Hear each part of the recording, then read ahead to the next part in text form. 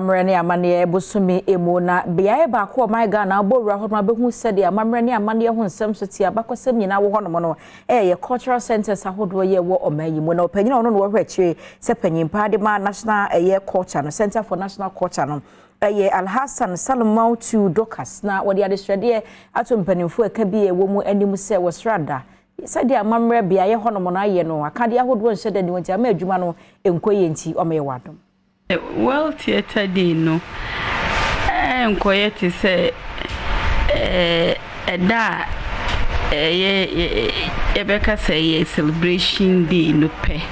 No say celebrity theater day. Every day is a theater day celebration.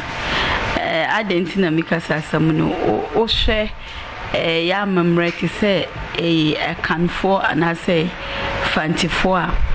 Dan ni hono mu a obekọ iyasi a drama on experience drama ade enso a kai emaye se ne be ya ebema ye be hu se theater ya ade a ye betime use it as channel of communication I betime asesa. Over the past few years yes Saturday theater productions were there no me hunde don't be what the what theater na see and they come in their numbers because one thing about theater is that obwa as a sort of entertainment or also for national development obwa ma mpuntuba kronumu.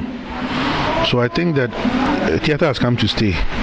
Actually don't be actually Accra Naza there are lots of theater groups say what the all evolve here obwa ma Ghana tumpon you will be able to the Uncle Whites Brown Productions, you will Nyansapo, Unya Wakra, you will April Communications, Eba Cape Coast Saturday Store, you will Gogi on our campus, and Eba CNC Store, yeah, productions P you had a theater, it has come here to stay.